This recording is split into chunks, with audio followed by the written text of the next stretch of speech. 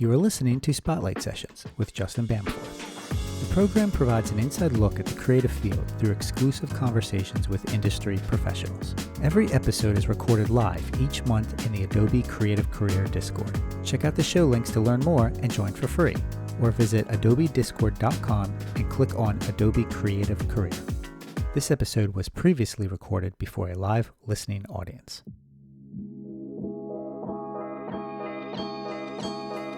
I think you're going to like my next guest here. Sean Brown has worked in both creative and marketing for some of the top brands in the world. He has worked for nonprofits like the Nature Conservancy, National Geographic, ESPN, and for most of his career with the magic of the Walt Disney Company, where he has been part of their marketing campaigns and strategies for the likes of Walt Disney World and Disneyland, Disney Imagination Campus, and now the Disney Institute. As a creative catalyst and marketing strategist, Sean has accumulated these unique experiences from all sorts of projects, such as the PR launch of the Expedition Everest attraction in Times Square and the I'm Going to Disney World campaign with the NFL, MLB, and NHL to the rebranding and evolution of the Disney Imagination Campus. He's been involved with a lot of things, but all of it has led to the birth of Sean's independent business, Ignite the Mind, which applies design thinking principles to help organizations create these new business ideas and develop these incredible solutions to business challenges. In essence, he's helping people see differently what they look at every day. And recently, he partnered with Lee Kitchen on this monthly live stream show on global marketplace happenings and trends called the Inspiration Report, which you can catch live on Twitch or on demand on YouTube. He's got a BA, an MBA, and a heart full of creativity, and he's joining us live from Orlando. Sean Brown, welcome to Spotlight Sessions. Thank you, Justin. Man, seriously, I'm going to call you every morning and just have you introduce me as soon as my eyes open. That was fantastic. Well, let me just get this one out of the way, everyone. Before we begin, the views stated on this program that Sean Brown expresses in this interview are one of his own thoughts and opinions and do not represent the Walt Disney Company in any way. So there you go. There's the legal disclaimer. There you go. Now let's talk fun stuff.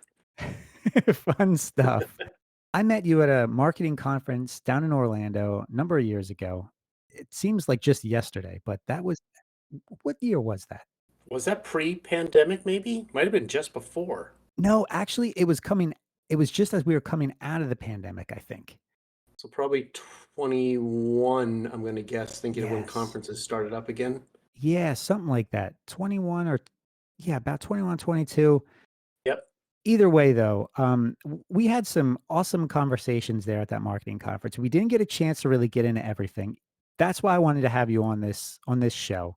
Have you always been involved in the creative field, or was it something that you had to learn and train yourself and develop over the years? Yes, great question. So interesting just on personality, right? Growing up, my favorite thing, believe it or not, was Legos. I loved Legos, and I actually have all of them still saved in a giant box in one of our rooms.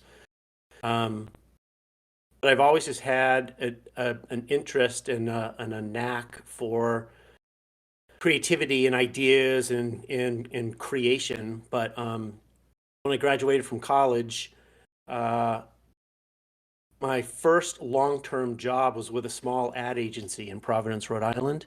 And that is literally where I cut my teeth. And because it was small, it was only about 12 people, it was the greatest early career experience I ever had because I wasn't pigeonholed into anything. So I was writing radio commercial copy. I was at the early inroads of the internet, like learning early HTML and creating a website for the agency. I was working on the account side, going on TV shoots. I was lucky to get a spark early on and access to, well, I guess maybe I am kind of a creative person and what's going to happen next. But you hold a particular philosophy in the creative field that creativity is not a genetic predisposition, but rather a process. What do you mean by this? A person had communicated to me recently, like creativity is almost coming across as elite or only for a few. And I think it's the simple understanding that people will generally say, well, I'm not creative. And what they mean is they can't paint, right? Or draw or sculpt or dance, which I joke, I can only dance at weddings with an open bar. But it's not that creativity is a gene. Those are all creative exercises or individual talents that allow expression, different versions, different ways to express the creative process. And that's the whole thing. The creativity is a process or a tool that anyone can utilize as long as they open themselves up to basically think different. Let's look at the three parts of the creative process, or what you call the three C's of creativity. What is this? This is basically Sean Brown working through corporate organizations, right? For profit, nonprofit. And one of the cool things that I had at Disney, which is actually the first job that I had applied for, and I literally applied for 3 years to get a job at Disney. And it was for an early department called, so I'm going to come back to your answer, but your question. It was for a small group called PR Promotions and Events. And it was a department that was tagged on working with the PR team to come up with the creative execution of, if we're going to do a PR moment or a PR stunt somewhere, what do we do? And that position then morphed into a group of 3 people, and we had reported directly to our VP at the time. And it was called Creative Inc. And we were responsible for developing and facilitating brainstorm sessions across Disney parks and eventually across the Disney company. And it was everything from real estate development to new attraction development, naming, working with corporate partners like HP and Coke and Hasbro, and what might we do together. But all of that said, Justin, right? The 3 C's, it's really like a state of mind and a bit of confidence where, one, you need to be curious, which takes an effort, right? That effort needs to be consistent, and that you're always staying curious, looking around, seeing what else is out there, questioning what's right in front of you. And all of that takes courage.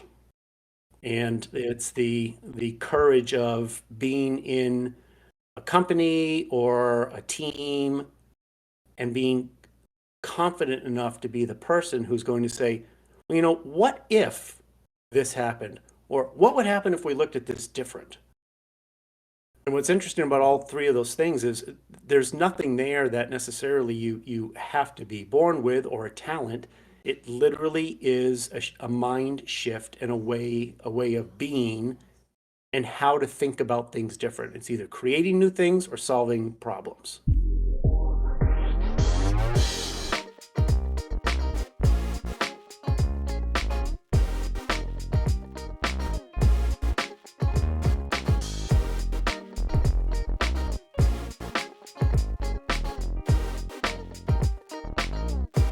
All right, let's talk about your work with the Creative Inc. and developing these brainstorm sessions.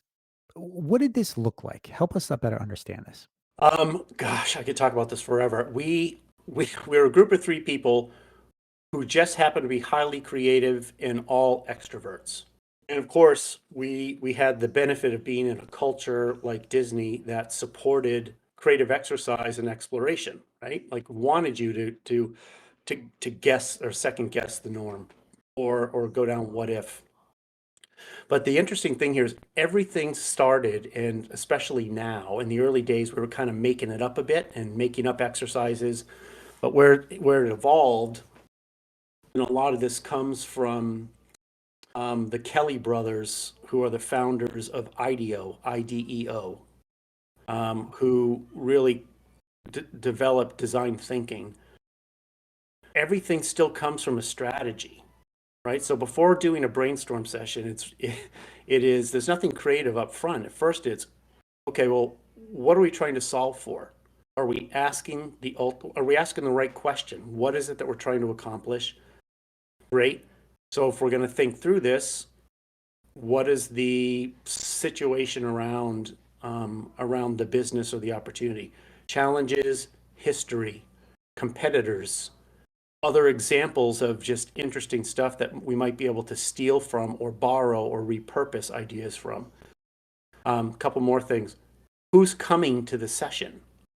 Because the personalities and understanding of how people work, how they think, that ultimately drives what type of exercises are we going to do, because you have introverts and extroverts. Some people are very visually oriented, others are individual and written. So there's a lot that goes into a session to actually make it flourish and make it drive results. All right, so you touched on a bunch of things here that I kind of created some follow-up questions on. So, uh, the first being this repurposing ideas and borrowing things from other things. Yes, Is it safe to say then you don't have to necessarily come up with a 100% fresh, brand new idea, but rather you can kind of like rework an existing idea? totally. I was just talking about this today on our show a little bit. Um, I can't remember the authors or the researchers behind this, but there's the notion that there rarely are actually new ideas anymore. So I think a great example is Elon Musk and Tesla, right? Tesla is an unbelievably new car.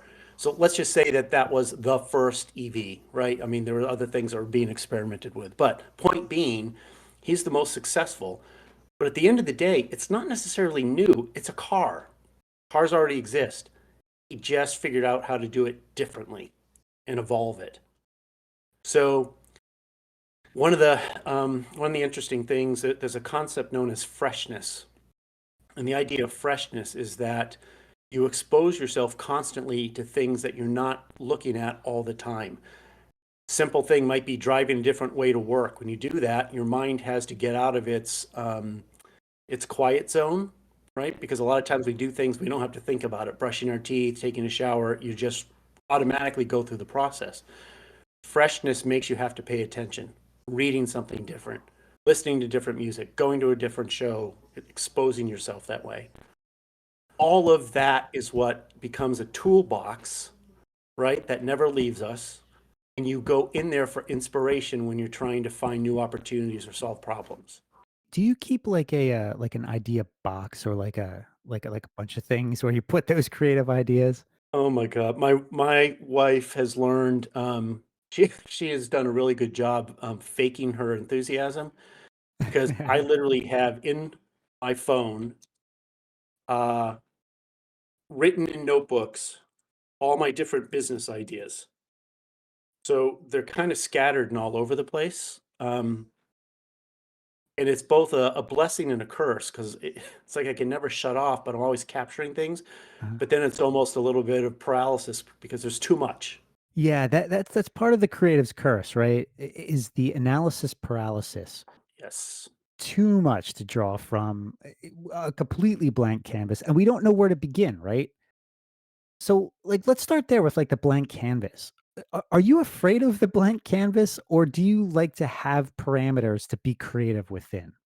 Uh, that is an incredibly challenging question, because the thing I like about the blank canvas is the freedom of, what is it? Divergent, right? Divergent thinking, going broad and not limiting.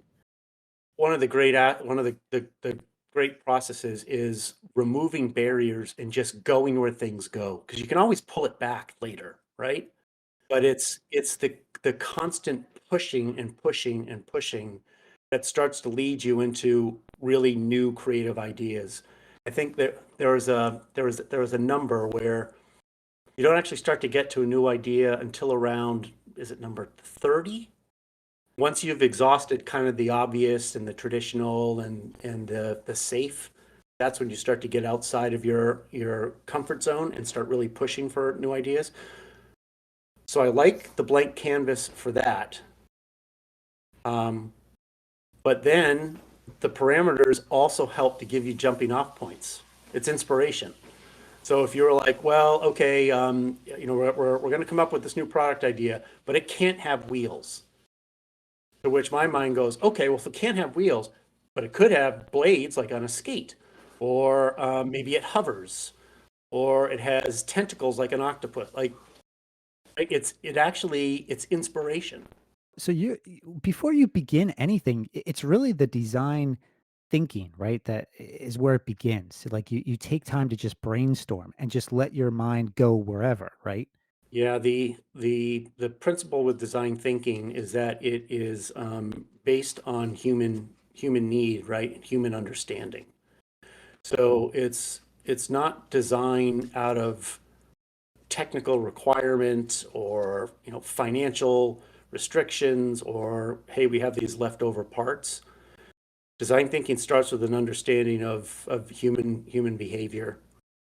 What is it that we're trying to solve for, or what's a benefit, or how might this enhance or engage a user in its use, um, which then starts to lead into prototyping and test, adjust, reprototype, retest, readjust.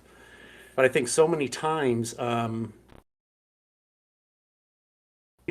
corporations and just in the speed of society today, we're so immediate on everything.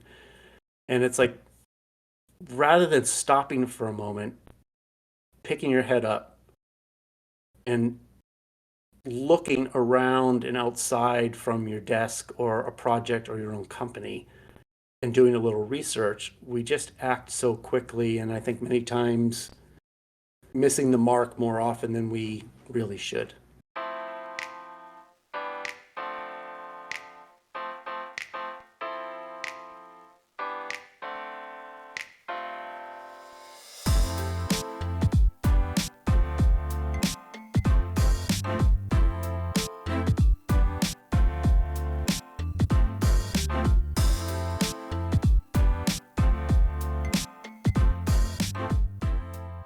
Let's talk about working with executives, right? Because part of your process is not just creating these awesome ideas and working with creative teams, but you kind of have to get those executives who may not be as creative on your team, right?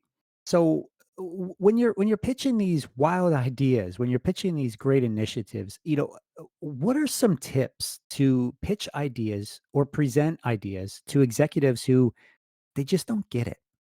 Yeah. Oh man. Oh, it hits me in the heart. Yes. Yeah, it's all of us in the heart. We've all been there. I mean, that it's interesting.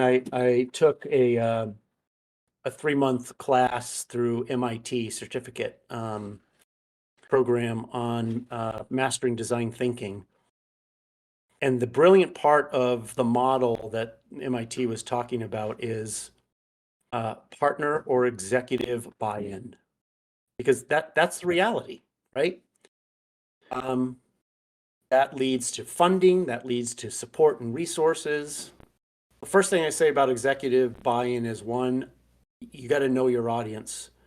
And sometimes that may mean stepping out of how you might be a storyteller, stepping out of being too stern and restrictive of, well, they have to understand what I say because I know this is right. It's meeting executives in the middle, you stepping towards them into their comfort zone and doing such a good job in presenting in a way that's going to be meaningful and understood that you're pulling them in to meet you in the middle. And I think there's two things, Justin, then I'll pause, is one, it may be a setup from a commercial perspective, right? Here's the situation with the business. We are, metrics on performance. We're positive or behind in goal. And then relating this opportunity solves 1, 2, 3 situations. And here's why. And then doing a setup and then showing enthusiasm through being a great storyteller. It's hard. It's science and art. It really is.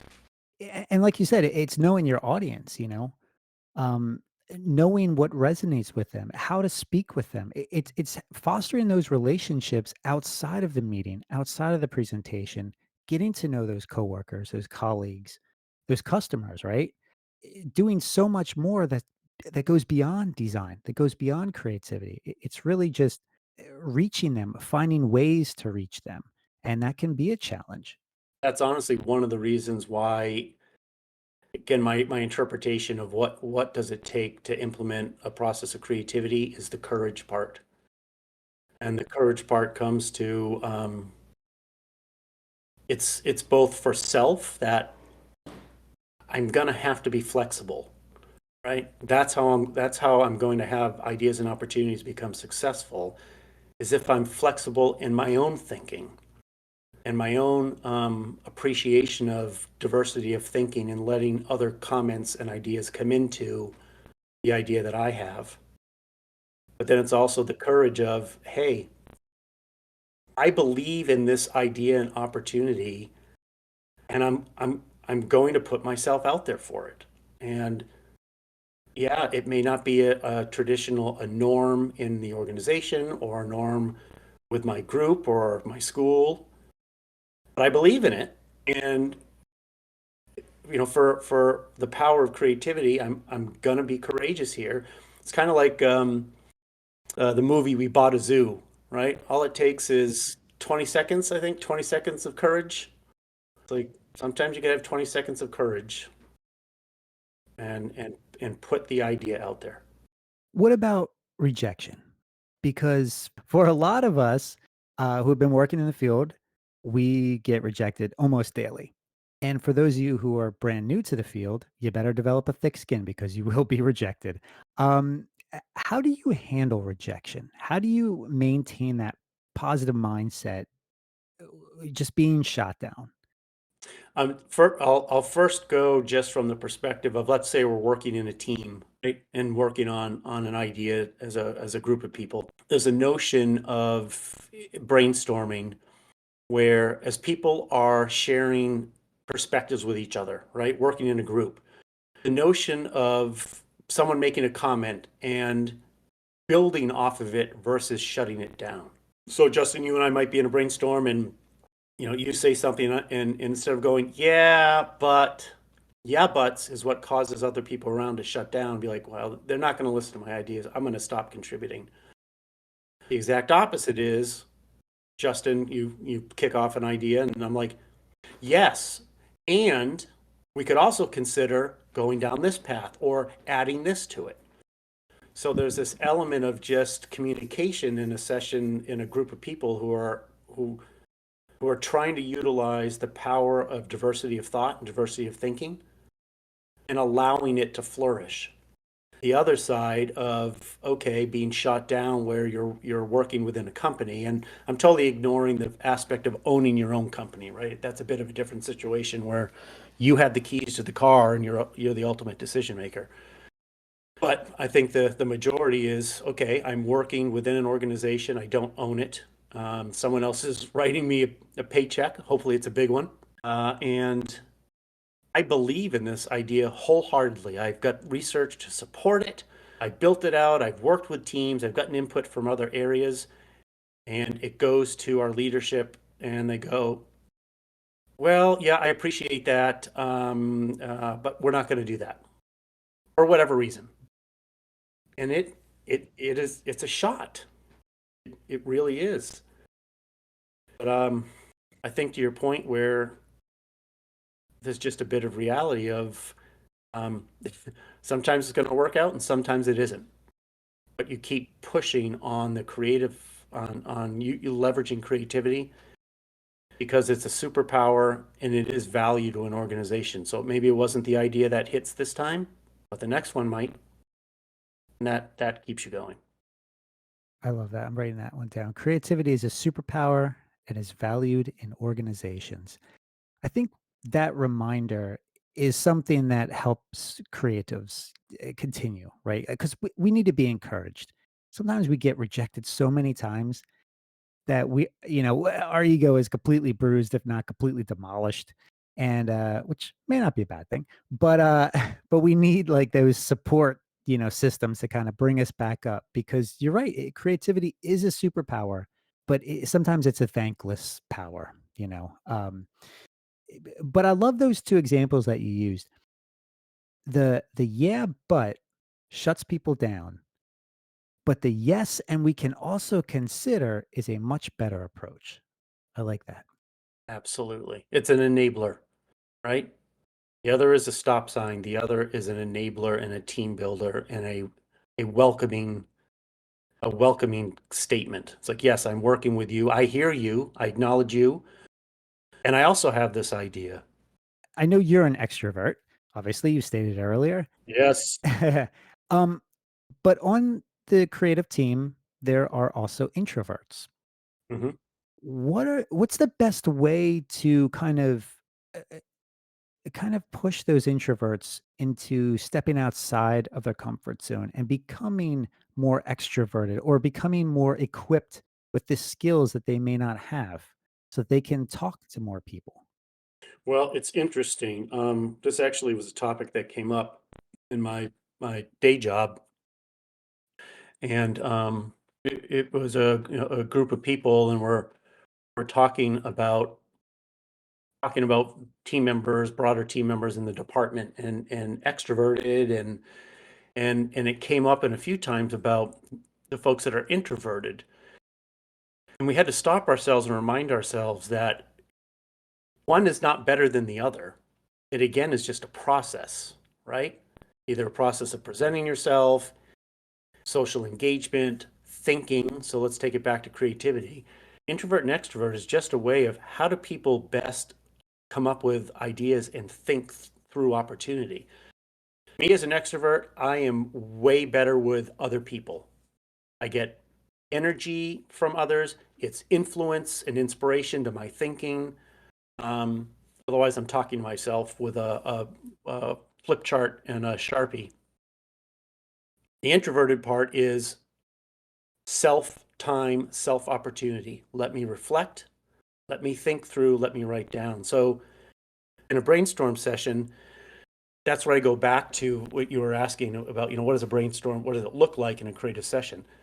That's understanding who is coming to the meeting, because the more that you understand about the personalities, the more you can tailor the type of exercises, and it's a balance. So you can balance, group work, but then you also have exercises where everyone gets a notebook.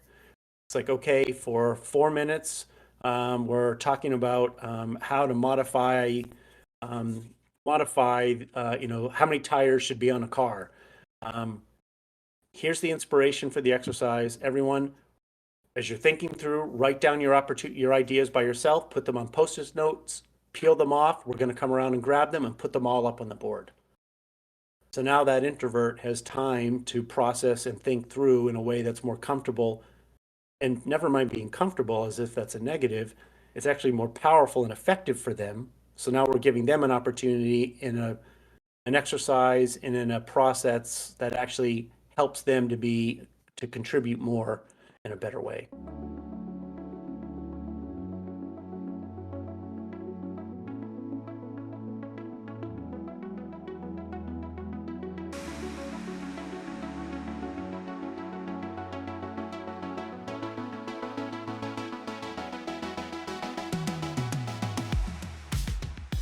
I'm gonna jump on that stuff and move to the dreaded term networking.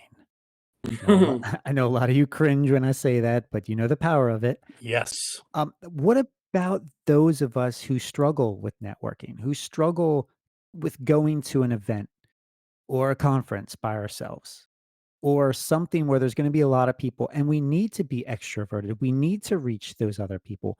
What are some quick tips that you would recommend to kind of help the introvert kind of come out of their shell? Yeah. I mean, I'm going to start and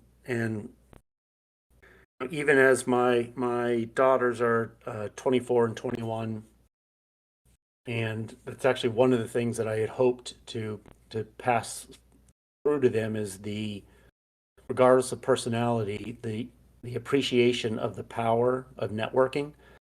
And let's be honest, in this day and age, I'm a big believer that getting an opportunity to interview for a job is 49% who you know and 51% what you know.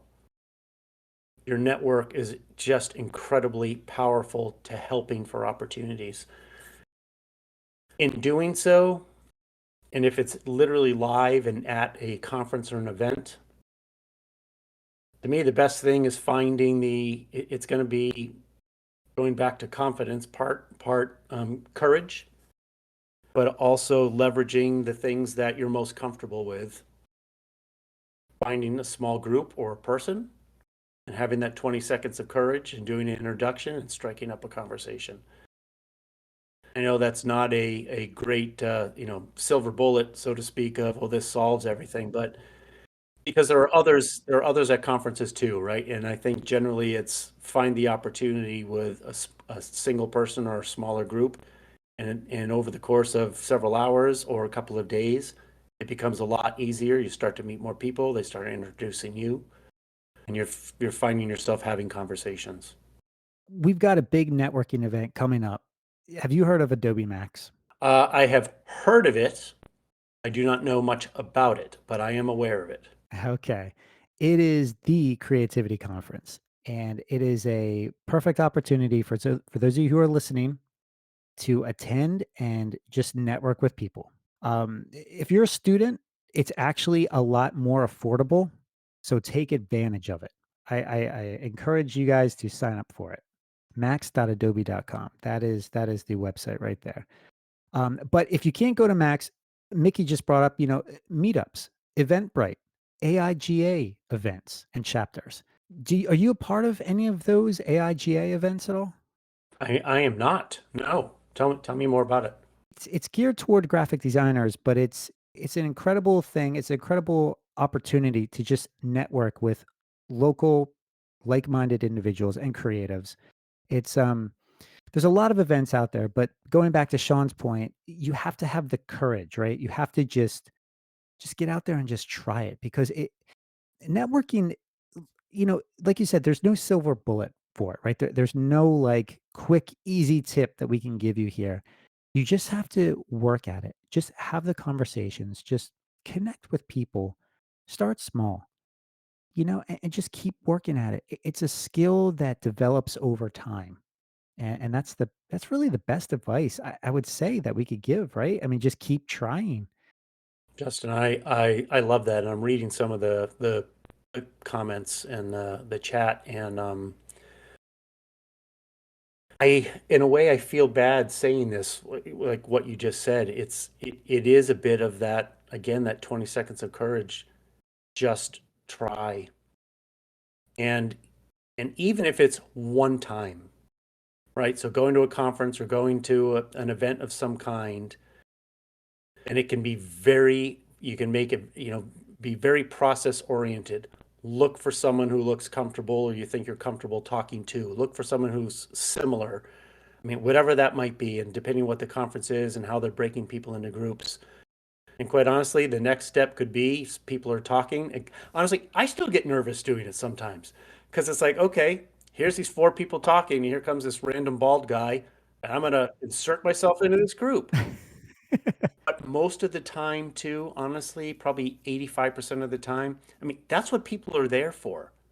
And you walk up and someone says, "Oh, hey, where are you from? What company you with?" And they open the door for you to start talking. Yeah, absolutely. And this tip came through from the chat from Little Wolf CSD. If you just go into it really not trying to network, but just being curious about other people's stories, it can reduce some of that anxiety and being overwhelmed. And that's audience. This is how Sean and I met. He Yeah, he was that ball guy who came over and just sat down at our table with my boss and I. Um, and I'll tell you what, I was intimidated talking with Sean because my boss knew him. They had a relationship when they worked at Disney together. And my boss goes, "Yeah, this guy, he works at Disney now." And I was like, "Oh my gosh!" Like my heart just like dropped and sank. Like I was like, I don't know how to talk with this guy." But then I found out that Sean was a creative mind just like me. And it kind of then I began feeling more comfortable with him. I think we talked about barbecues, remember? We talked about You were working on Yes. something related to barbecue One of my branding. ideas. Yes. Yeah, yeah. I won't say anymore, but that No, that's all right. it, It didn't work. but it was just that natural conversation. And then at the end of it, remember I asked you, I said, "Hey, is it okay if I connect with you on LinkedIn?" And you said, "Yeah, sure." Yeah. But then after I connected with you on LinkedIn, I sent you that message just to kind of start the conversation. And then we didn't talk for since that event. No. And then, here we are. And I thought, "Oh, you know what? I got this podcast thing. I got this live event I'm doing on Discord. You know what? Let me reach back out to Sean. Let me see what he's up to." Power of networking. There you That's go. right. Here we are. Yes. So there's really no grand plan to it. You just go there, you just connect with people. That's what I want you guys to focus on. Just go to these events and just connect with people. They may not go anywhere, but they could go somewhere, but you have to try. You just have to do it. Hey, Justin, one more thing just to the comments with Little Wolf and talking about just being curious about other people's stories. Um, very much along the same lines. Um, I still will get nervous presenting. I mean, everybody does. Um, it doesn't bother me all that much anymore. But someone had mentioned, I read this, I don't know, maybe 10 years ago, and I've clearly have not forgotten it. And the perspective was if you're in a position of presenting information, that situation is not about people aren't there to judge you on your presentation skills or your appearance or anything else. It's actually quite the reverse. You're in the position to help all the people that are in that audience that you're presenting to. You have information that they want to hear, they want to learn from. And when I heard that, I mean, every now and then, depending on the size of a presentation I'm doing, I'll still remind myself that, like, this is not about me trying to prove or show anything. I'm actually standing up here as an aid to help all these people on what they're interested in learning about or want to do better. I want to share this with them, and they want to hear it. It's just a really interesting perspective. Yeah, and it kind of goes back to what Curtis Ying, who's in the audience right now listening from Adobe, he made a great point. He said, the audience wants to see you succeed. Yes, So just keep that in mind. they do. Yes, that is so true.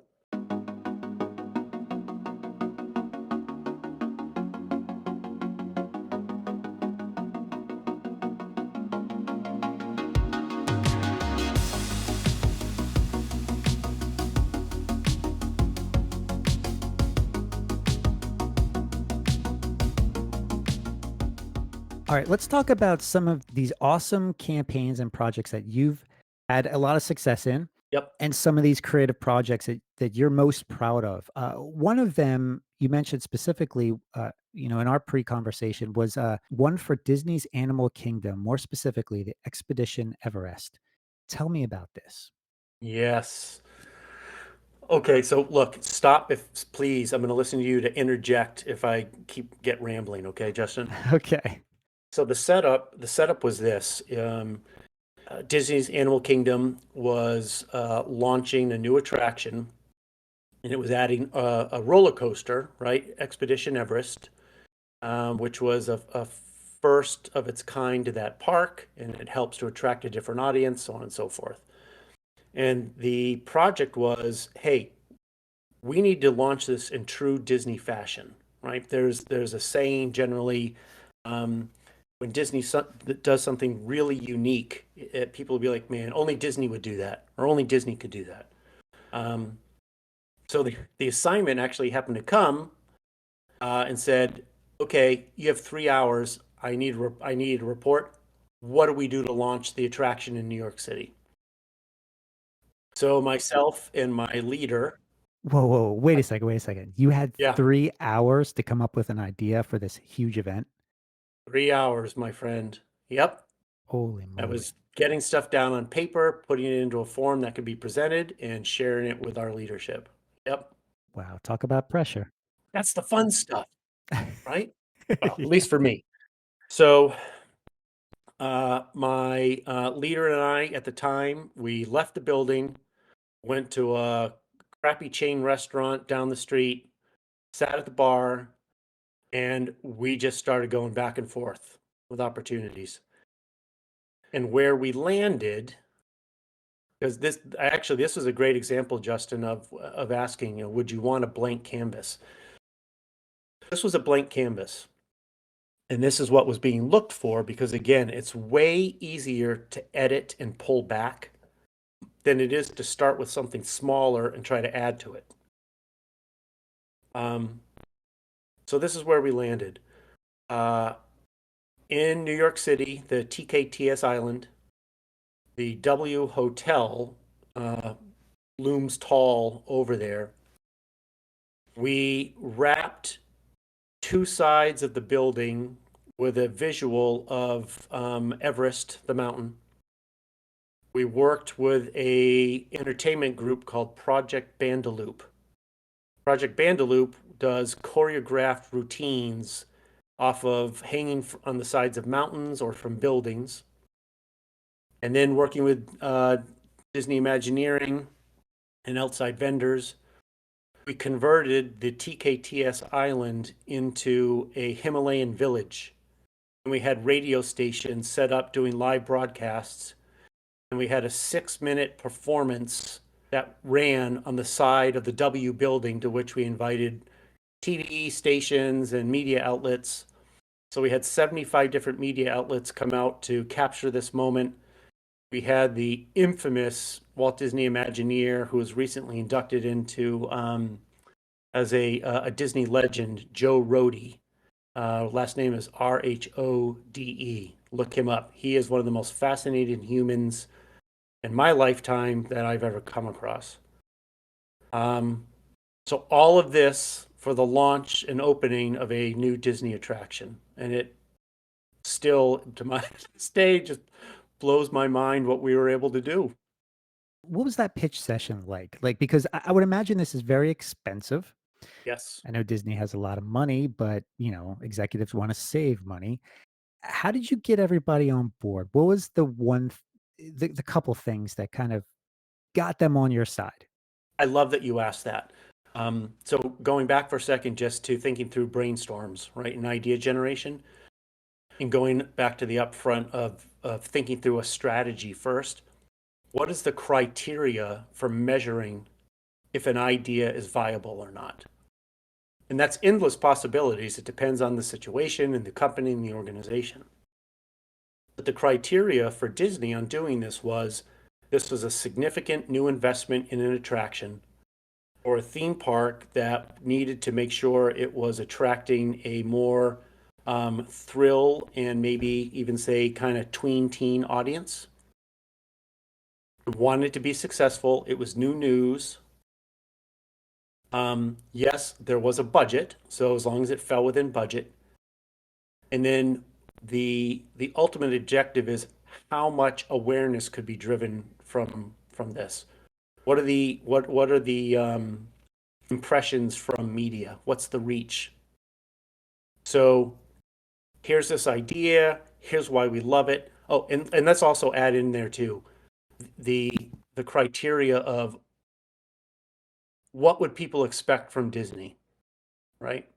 How would Disney launch a new attraction like this? It's a bit of a brand element or a brand statement. It's not going to launch it with a billboard and a PowerPoint presentation, right? So that said, taking into account the criteria, the pitch back, which again, this was very unique because it's not like there was the development of a really thorough presentation and organizing a meeting 3 weeks out and all these people making sure they can attend. This was back to vice president and a small audience. But equally, it's like, okay, we just spent 3 hours and we're here within your deadline. And here we go. Back to courage. Back to courage.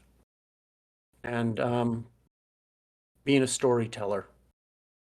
I'll pause on this. I pause on this last statement, Justin. There's a lot of articles coming out right now, especially because of the access of data, right? Data being available, never mind AI. But Harvard Business Review has had several articles about this too, about storytelling through data. So it's great that you have all these measurements and metrics and numbers and percentages. But if you can't assemble them in a way to tell a strong story or make a case, then what good is it? People can't understand how to use it. So that's where being a storyteller helps to get across and sell in new ideas. And that's what it took for this. Wow. That's what it took for this. Now, you mentioned Joe Rohde as someone that you admire here. Yes. Did you work with him on this program again? No, I mean, if I recall, I think I was in a couple of meetings, but I was more of a fly on the wall. Okay. Um, yeah. Explain what the Disney Imagineering thing is. So the Imagineering is the combination of Imagine and engineering. And this is a organization that goes back to the days of Walt Disney, right? And starting the Disney organization and the creation of Disneyland.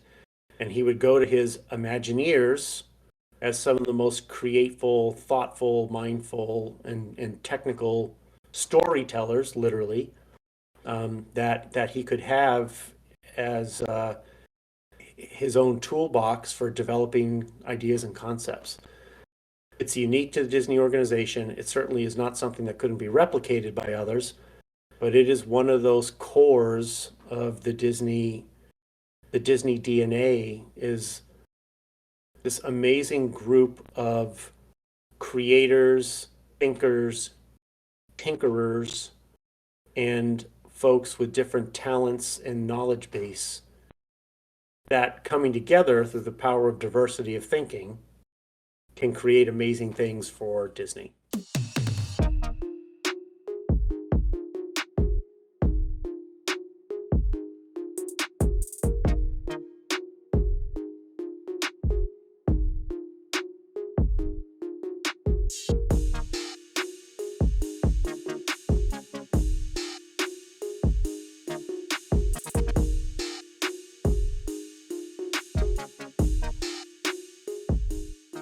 Over the years of watching sports teams win the championship, they say something to the camera at the very end. They used to do it a lot when I was a kid. They don't do it as much now, but occasionally they do. But the reporter will ask them, "You just won the championship. What are you going to do next? What are your next plans?" And you would hear them say, "I'm going to Disney World." You bet. I didn't realize it at the time, but this is actually part of a marketing campaign. The concept itself actually originates back to Michael Eisner, former CEO in the 80s. And can't confirm it, but some of the lore is that the idea actually came from his wife. And the first campaign that ran with that launched this, it was I think the 1987 Super Bowl, the New York Giants and Phil Simms. And it was, "Phil Simms, you just won the Super Bowl. What are you gonna do next?" "I'm going to Disney World." And then the next day he's at Disney World, going down a parade on Main Street at the Magic Kingdom in Orlando. And that became a campaign where, I mean, you can disagree with this, but Disney found an opportunity to own the height of human achievement. And it became part of pop culture. Kids playing in, Little League games. "I'm going to Disney World." Um, you know, Mom's cooking a great dinner. "Mom, you just cooked a great dinner. I'm going to Disney World." It's probably the equivalent now when we say something goes viral, which happens so fast. I mean, it took several years, but that's essentially what happened. Before something digital goes viral in days or hours, Disney with the "I'm going to Disney World" opportunity basically went viral. It's just an amazing, amazing opportunity. Now, if you are new to the Adobe Creative Career Discord, I just want to take some time to share one of the coolest things we have going on here, and that would be the mentorship program. On the server, there are a bunch of incredible mentors specializing in all different creative fields. from graphic design to motion design to video, illustration, photography, creative writing, and so much more. And they are just waiting for you to connect with them. So here's how to access that list. Hop on over to the Adobe Creative Career Discord and look for the mentorship category. Under that section, there's a channel called Find a Mentor. Within that space, there are bios for everyone and what they specialize in. And if you can't access that mentorship category, well, hop on over to server info, click on choose a role, and select mentorship under the opt-in categories listed right there.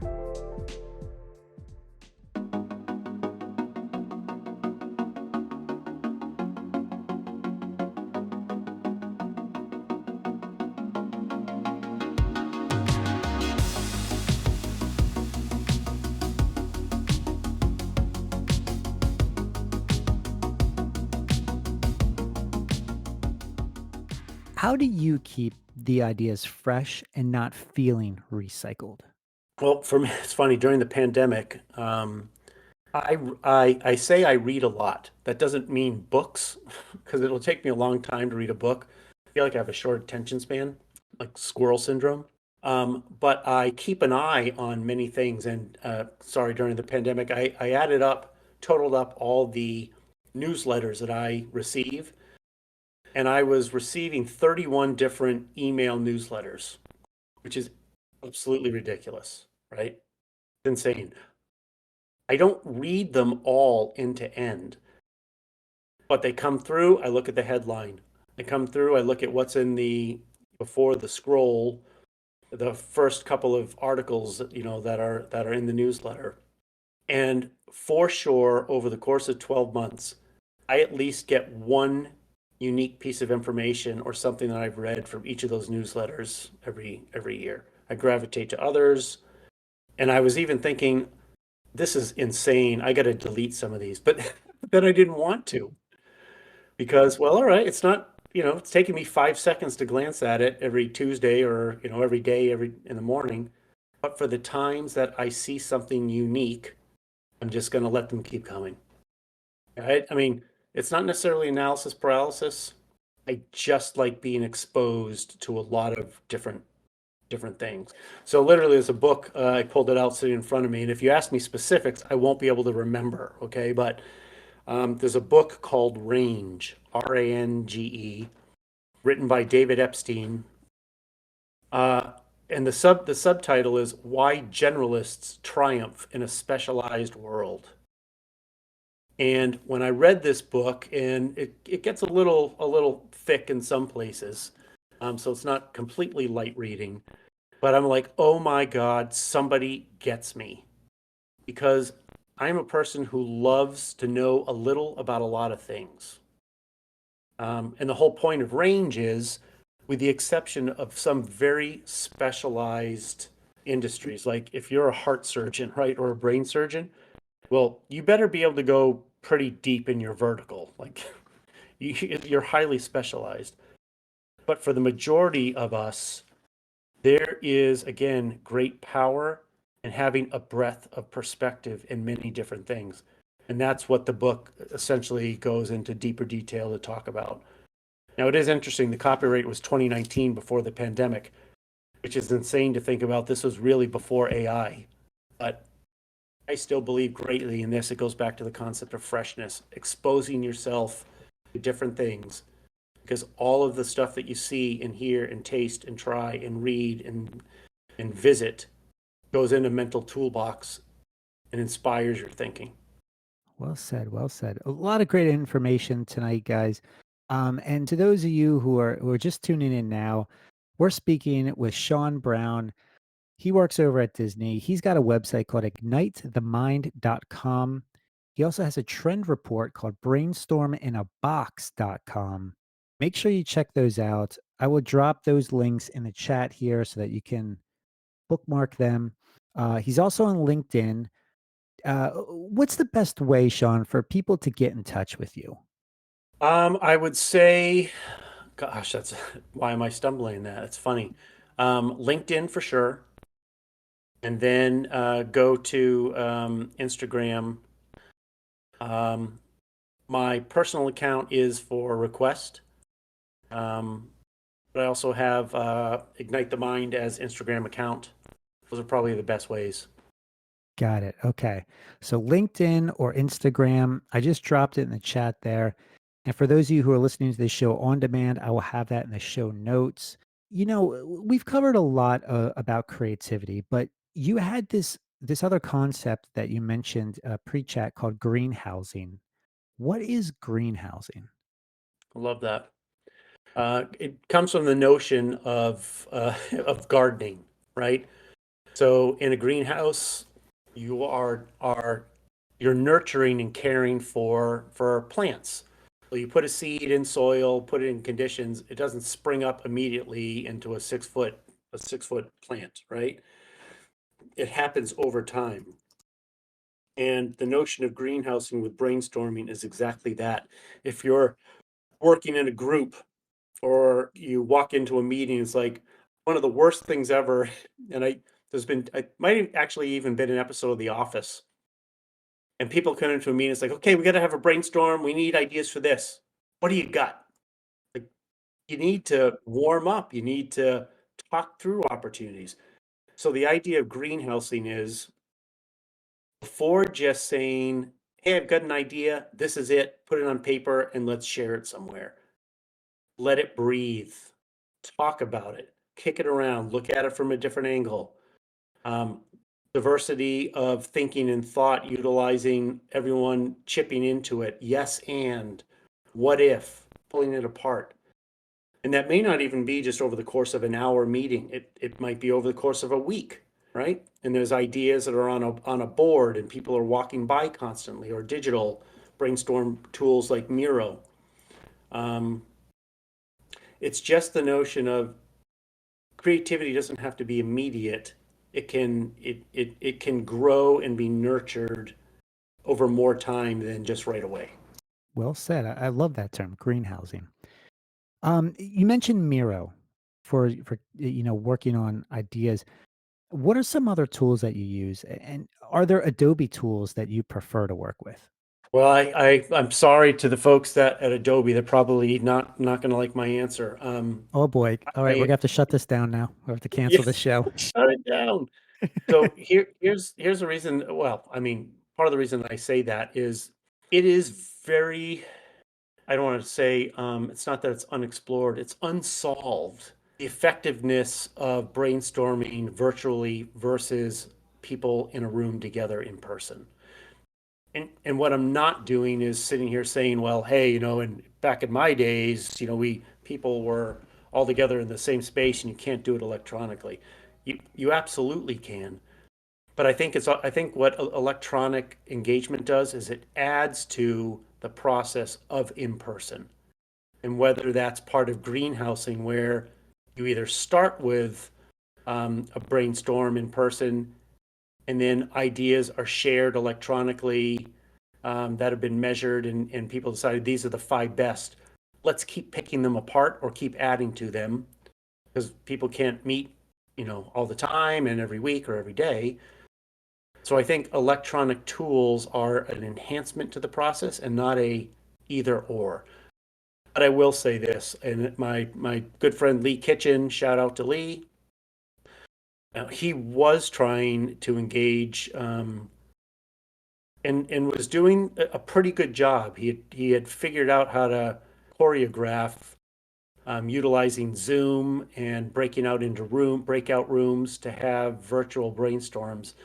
It's just really hard, right? I mean, for anyone that's on Zoom during the day, like being on an hour Zoom is different than being in an hour meeting with people in person. It just is.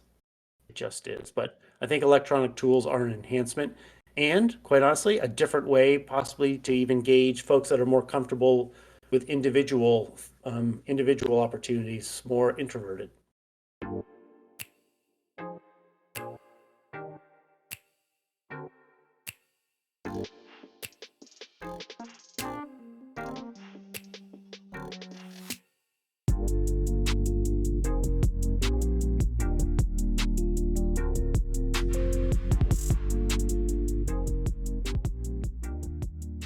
So you mentioned Lee Kitchen. Talk to me about the inspiration report that you host with Lee Kitchen. What is this? Yeah. Yeah. So Lee and it's funny, when I had my role with Creative Inc. and then I moved to a different role in the company. Lee then came into and backfilled my role. But both of us at different times managed doing a similar report inside Disney. We called it Creative Couch. So the first Friday of every month, we were responsible for assembling just interesting articles, things on trends, consumer behaviors, things that were happening in the world, product launches into a report, and would present it to anyone that was available across the company and wanted to show up. And any given month, we might have 25 people to 100 people. And during the pandemic, Lee and I were like, he's out on his own now, doing a great job. He actually works with Taco Bell from an innovation perspective as a client. We said, why aren't we doing this report for ourselves? I'm like, we totally should. So we started probably September of 2019, and I can't believe this 2020. No, 2020, September of 2020. I can't believe this is 2024. I think we've only missed 3 months in about 3 years. So the inspiration report is all based on that concept of freshness, exposing yourself to different things. So we put together a report of really interesting, creative stuff. Some is heartwarming, some is, things that are happening in the world, good, bad, whatever it might be, but that inspires thought and thinking. And we present it out. We're utilizing his platform right now on Twitch. It's under his name, but you can find a link from brainstorminabox.com, and you'll find the date of the next show. Our next show is actually going to be a Halloween special, October 25th. And we just go through the articles and talk about them, and hopefully it's creative nuggets to inspire people's thinking. There you go. How important is paying attention to trends in the creative field? I mean, it's obviously important to you, but as a new designer, what can a new designer get or acquire from paying attention to trends? What can they learn? I love this, and I'm going to answer it saying the caveat I'm going to say is a trend doesn't necessarily mean positive or negative, good or bad, right? What it means is attention.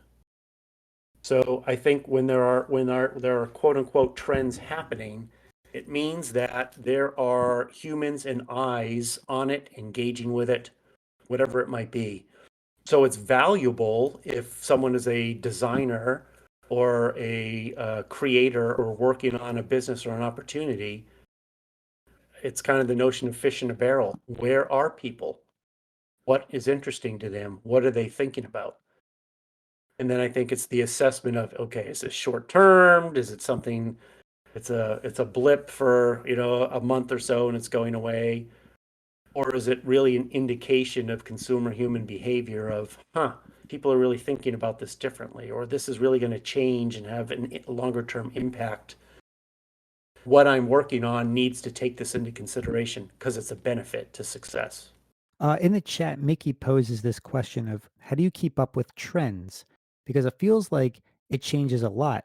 And I just want to say there is the other aspect of trends known as fads, right? Which are things that come into style and go out rather quickly. How do you make the differentiation between a real trend that we should pay attention to as opposed to a fad? I don't know that I can answer that, Justin. um, and I say that because of the speed of everything, right? I mean, so AI is a trend, and let's be honest, it's not necessarily. I think it's moved beyond a trend. It is a evolution, right? I think the challenge is the determination of the longevity of something that is out there. Okay, so this is a really bad example, but the whole demure thing that's happening, right, on social media. Sean Brown, so creative, so demure. I don't know that I'm demure at all, but like I have to assume this is going to be gone in a month or two at the most, right? So probably not something worth putting a lot of time into unless you can do something quick. But the behaviors of human transportation and thinking about, well, are EVs really going to be the way of transportation in the future? There's actually, I saw something recently. I think it actually was on CBS Sunday Morning, which sounds like a show like for really old people, but it's freaking brilliant. I totally recommend everyone to watch the recordings or at least look at the website for CBS Sunday Morning and the artists, the product creators, and people that they are highlighting. It's really, really great. It gives me a lot of inspiration. But there was a story about a company that is incredibly successful in testing um, electric helicopters. And the one company is called, I think it's Evotel, Evotel or Evotol, and like literally going to be a game changer for electric planes and helicopters. Like, that is a trend. Transportation is changing. Sorry, that was a long-winded answer. It's really hard to keep up and to filter out all the noise because things are happening so fast and we're getting bombarded daily, hourly, every minute with something new, something hot, something cool. Like it's how do you figure out what to pay attention to as opposed to, okay, this is just a distraction? Like how do you stay focused as a creative, as a designer? Um, well, I first go to project, right? What might you be working on at the moment, and that's an immediate filter to things, right? Um, because you're going back to what are the parameters and what's the criteria for success. So that's going to help to eliminate sources of things that you might look at or whatnot. But I think I'm kind of going to give the opposite answer, Justin, where I'm just such a believer that anything can spark an idea. So I I generally don't limit myself to where I might find inspiration because you don't know where it's going to come from. I mean, you might be looking at clouds, and for whatever reason, the shape of some cloud comes across, and you're like, "Oh my gosh, what if I did such and such?" Right? You don't know where it's going to come from. So, in some respects, I say, why limit it? Ah, okay. No, no, this is good. So you take the opposite end. The more you can soak up, I guess, Yes, the better you are. Okay, got it. That's interesting. That's and it's really probably interesting. different for people, right? It's information overload. Maybe you don't need a lot of different things to be new. Um, but I guess maybe the better answer is whatever is comfortable and you find inspiring, do those different things, right? And there was a article recently about the power of importance of having a hobby because a hobby breaks you out of your norm. It stops you thinking from a work perspective, and it shifts your mind and shifts your thinking and your perspective.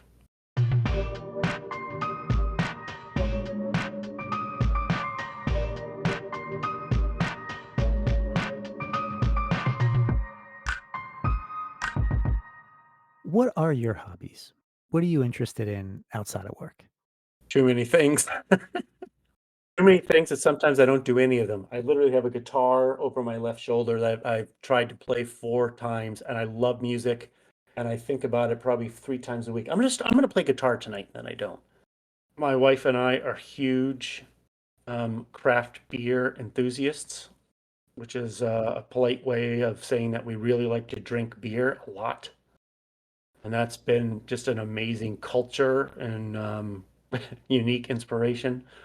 To And those of then, you who are not 21 yet, you're gonna have to end the show right now. right, And right. the reason I asked that question is it could be inspiring and encouraging to find creativity in things outside of your day-to-day creative work, right? You never know where inspiration is going to hit. And that's in part why you just open the doors and let it all come in, right? Because you never know what you can riff off of, what you can build upon. It's part of the fun adventure about of being a creative, right? I agree, and forgive my pronunciation, but Miki said, "Does anyone ever get overwhelmed with wanting to do or know too many things?" I absolutely do. And I've done exercises for myself and notebooks where I've written down, okay, what are the things that I'm focusing on right now in my life? And before I know it, that literally is over 2 pages. I'm like, how can any one person have enough time to think about all these things? So I don't have a solution for you, but I feel you, and I am in the same spot. I love to learn new things, and sometimes it's hard to unexpose myself to stuff. Going back to trends, because I'm really intrigued by this. Besides the advancements in AI that you touched on earlier, what other trends do you see emerging in, let's say, the next year or the next 2 years, neither marketing or the creative realm? I am a significant believer. I've worked with an organization that does amazing consumer research called Nonfiction, nonfiction one word .co. And they have some public studies that they do, which are unbelievably inventive and creative. Um, where I'm going with that is the complexity of individuals as humans. Right now, at least like in the United States, the generalization of term is that we're becoming very polarized. You're left or right, this or that, one or two. Um, Beyond that simplicity of an explanation, I think humans are just not negatively becoming more complex, and it's becoming more. It's We're sharing it more openly. So, how do we connect with individuals where we are so multifaceted and so incredibly deep? I think marketing is going to have, I think it's going to be less about, hey, here's this advertisement that reaches the 25 to 54 male audience on ESPN. I think it's going to be, here's the story that we're sharing that reaches 25 to 28-year-old men who really enjoy soccer in the southeast. Like it's going to have to become an incredibly personalized industry. Otherwise, no one's going to listen to it or pay attention. I but Last thing I'll say on it, Justin, I hit this is just me. There's the phrase of CRM, customer relationship management, and it's kind of cold. And a few years ago, I had started thinking about, and that's generally usually email, right? CRM. It's not really about relationship management. It's like customer friendship management. They have to have a deeper relationship to be trusted. So that's my thoughts on marketing going into the future. Yeah, it's really insightful because you're right. I mean, that's how many times do we get an email that is so impersonal and it's so blatantly obvious that it's just a form field that they're filling out. Case in point, I received this email just today, actually, from a leading retailer. I'm not going to say who it is because I don't want to, embarrass them in case they're listening, and in case I need to get a job with them in the future. But they said some new changes are coming to your, rewards program, right? And they said, we're always evolving our program to better fit your needs and bring the very best benefits. And then right underneath that, we're no longer going to be doing this program, and we're we're severely limiting it. And all. How is that bringing the very best benefits to me? Right? It's that impersonal marketing drives me crazy. I think you're right on the money in the fact that we need to reach consumers really where they're at, hitting them on that personal note instead of this one size fits all approach or this one size fits, men between 25 to 34 approach. how can we really resonate with the audience? How do we know our audience and how can we appeal to them by really getting to know them? Yeah. And maybe this is a bit of a slightly naive statement. Uh, it's just easier to put it this way. If I had a marketing budget and I had to decide between spending it all on paid media placement of a message or spending it on a team of people that would create content for organic posting, right, unpaid, and create storytelling opportunities through video, I would go the route of a content team. Because if you start speaking in a way that makes sense to an audience, they're going to come towards the content versus pushing something out more of a shotgun style and hope that it reaches someone that appreciates it.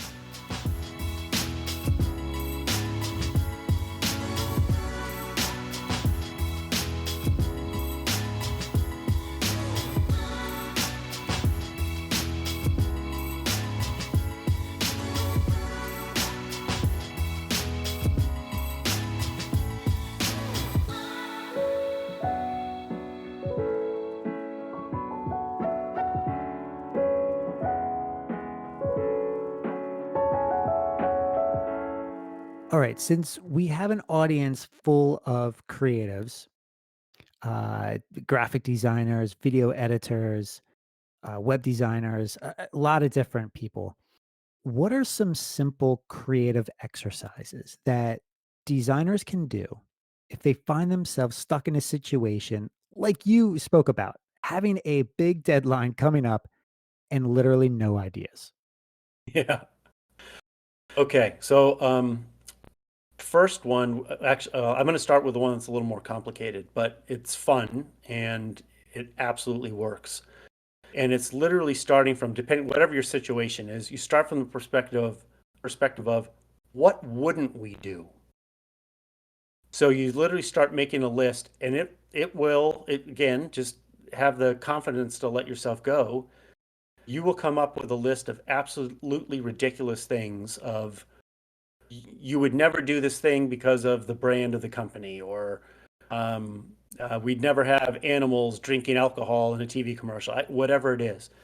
So after you make this list of things we would never, then you go back to the ideas and say, okay, well, how would I take that and flip it so we could actually do it? I mean, I know it sounds crazy, but again, it is a simple exercise of flipping the way that you're looking at a situation and challenging you on how to think about it, right?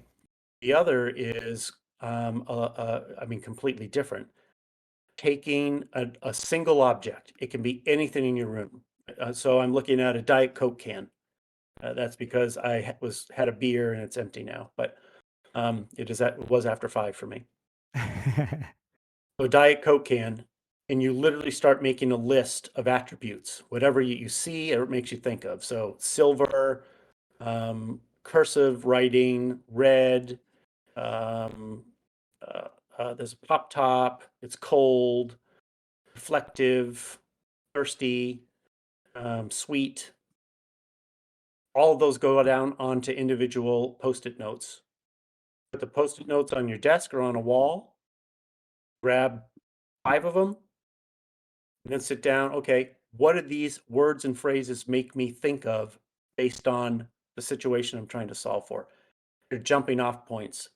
They're sparks. They're mental sparks, points of inspiration to start thinking about your solution. That's incredible. Well, look, everyone, if you want to learn more about tonight's guest, Sean Brown, I encourage you, you got to visit his website, ignitethemind.com, or check out his trend report, brainstorminabox.com. Connect with him on LinkedIn. That's his preferred platform there if you want to send him a message. But check out his website again, ignitethemind.com, and his trend report, brainstorminabox.com. That's about it that I have for tonight. Sean, we'll have to have you back on this program again. Keep us posted as to what you're doing over at Disney. And with your own endeavors here, I'm gonna have to reach out to Lee Kitchen and see if I can get him on the show too. Yes, he would love to do this. Yep, that's a great idea. I'll tell him about it too. Awesome. Well, thank you so much, everyone, for tuning in. That about wraps it for this episode of Adobe Spotlight Sessions. Again, I'd like to thank my guest, Sean Brown, for talking about his incredible career journey. Make sure you connect with him. And if you enjoyed this program and all of the latest updates for the next Spotlight Sessions, they're all right there in the Adobe Creative Career Discord. Follow the upcoming events tab at the top of the server so you can see what's coming next. Thank you to everyone who tuned in to listen to me, your host, Justin Bamforth, aka JBam. You can always find me here on Discord, LinkedIn, or over on my website, justinbamforth.com. Until next time, everyone, take care. For more conversations with creative professionals, subscribe to the Spotlight Sessions podcast or check out the Adobe Creative Career Discord. Links are posted in the show notes, or visit adobediscord.com and click on Adobe Creative Career.